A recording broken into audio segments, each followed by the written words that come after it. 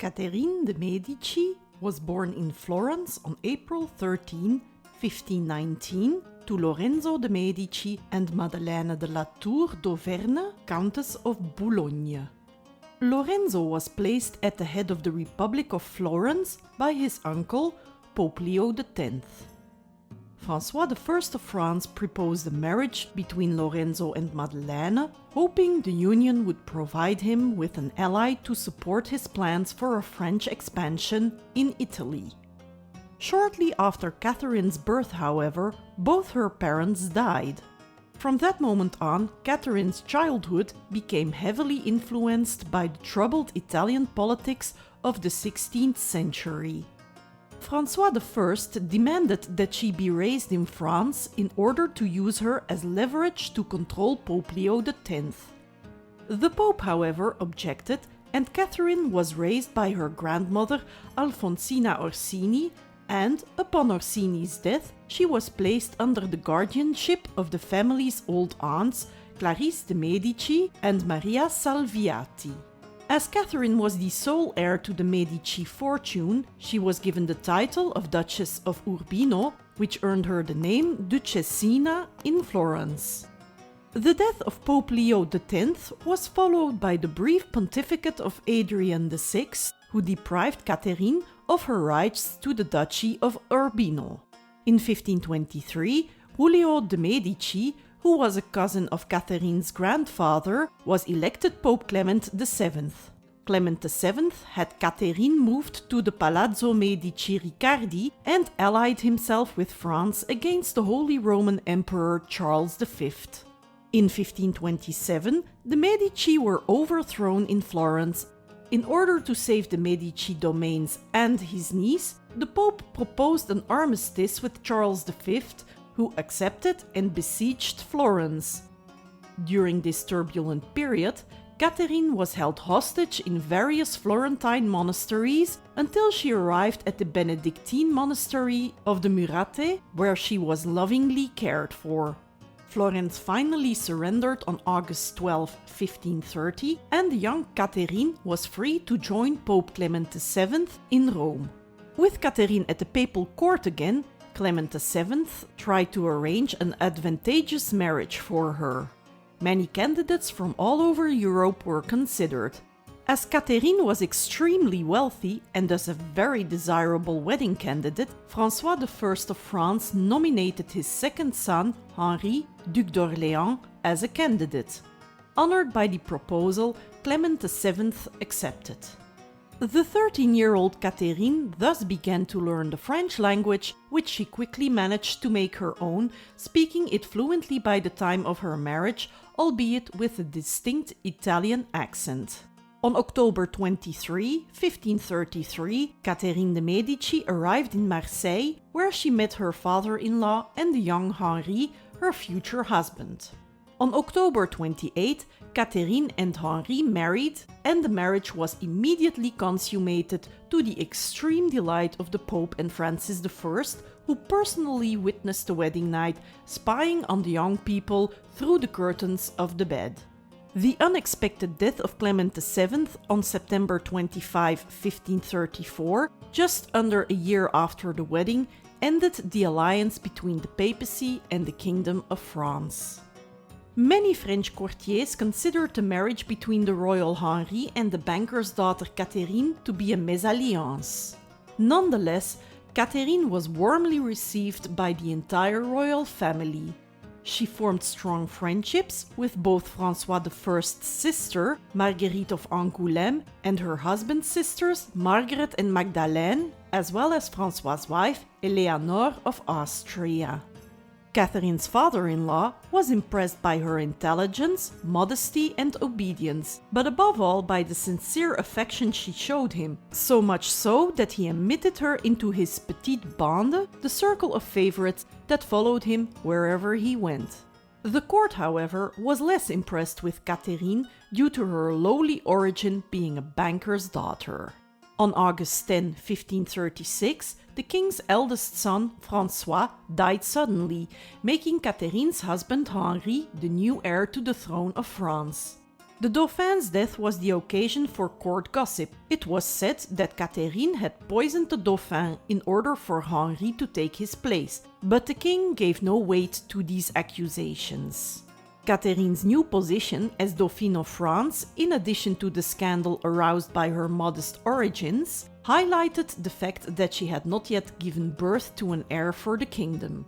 Catherine also suffered from the indifference that her husband felt towards her, showing instead a blind passion towards his mistress Diane de Poitiers.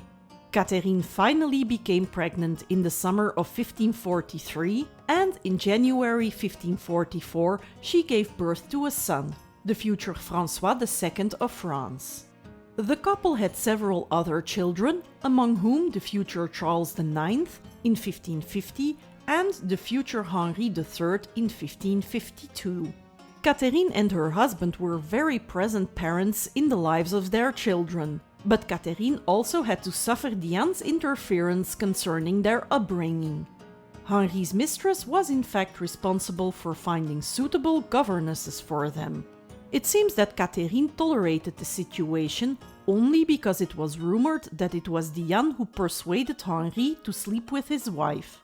The threesome would last until Henri's death in 1559. When in 1547 François I of France died, Henri ascended the throne as Henri II of France. Despite her title of Queen of France, Catherine did not actually have any real political power, but Catherine's presence at court allowed her to attract a large number of Italians to France, especially Florentines, who soon entered the royal administrative apparatus. On June 30, 1559, Henri II was seriously wounded by Gabrielle de Montgomery during a jousting tournament held for the occasion of the wedding of his daughter Elizabeth to Philip II of Spain. The king passed away after 10 days of agony. As a manifestation of her perpetual grief, Catherine began to wear exclusively black as a sign of mourning. Henri II was succeeded by his eldest son, François II, who was only 15 years old at the time of his accession to the throne. Catherine's first concern was her son's health, as François II was extremely weak. Despite the inexperience of François' wife, the young Mary, Queen of Scots, Catherine did not put herself in the limelight and always left Mary the place of honor. It was during this time that Catherine started to find herself placed between the French Catholics led by the House of Guise and the Huguenots. Her favorable position towards the Protestants caused her to be mistrusted by the House of Guise and by Mary Stuart. In December 1560, her son, François II, died. Although his death saddened Catherine deeply, it also allowed her to take up power herself, as her son Charles, who now ascended the throne under the name Charles IX of France, was only 10 years old. Catherine became the regent of France and took several measures to grant more freedom to the French Protestants. However, the antagonism between the Protestants and the Catholics led to the First French War of Religion in 1562. Catherine mediated a truce, resulting in the Edict of Amboise, which was signed on March 19, 1563. In August of that same year, Charles IX became of age. Catherine handed over France to her son, but Charles IX immediately returned all the power she already possessed to Catherine. In 1567, the religious conflict resumed and Catherine and her son Charles IX took refuge in Paris. Catherine's popularity increasingly declined in the public opinion. As the situation got worse and the policy of tolerance apparently no longer worked, Catherine sided with the Catholics again. The ensuing war almost brought the country to ruin, and eventually Catherine pushed the Protestants to accept the Edict of Saint-Germain. However, Catherine soon became concerned about the growing importance of the Huguenot party. She attempted a last conciliation between the two parties by arranging a marriage between her daughter Margaret and the Bourbon prince Henri of Navarre, heir to the Bourbon and Navarre estates. When the Protestant nobility traveled to Catholic Paris for the wedding, an attempt was made to murder the Protestant leader Gaspard de Coligny. The attempt failed, but led to disturbances which would eventually lead to the massacre known as St. Bartholomew's Night. The slaughter of several thousands of victims in Paris and the provinces would weigh tremendously on Catherine's popularity in the eyes of the Protestants and in the eyes of history. 2 years later, on May 30, 1574, Charles IX died of tuberculosis. Once again, Catherine became regent of France, this time on behalf of her son Henri III of France, who was residing in Poland at the time. In 1578, Catherine embarked on another journey around France in order to meet with the Huguenot leaders before returning to Paris in 1579. Upon her return, she was greeted and praised by the Parisian people.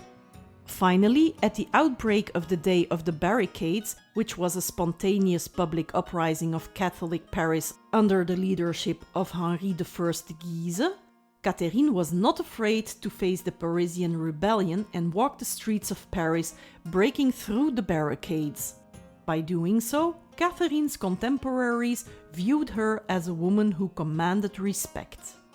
In December 1588, a few days after the assassination of Henri I de Guise at the Château de Blois, Catherine fell ill, never to recover. Catherine de Medici died on January 5, 1589. As the Basilica de Saint-Denis was in the hands of the conspirators, she could not be buried there. Her remains remained in Blois and were only buried in Saint-Denis 22 years later. The personality of Catherine de Medici is difficult to grasp precisely because a black legend has always been attached to her person. History has often described her as the embodiment of ruthlessness, Machiavellianism, and despotism.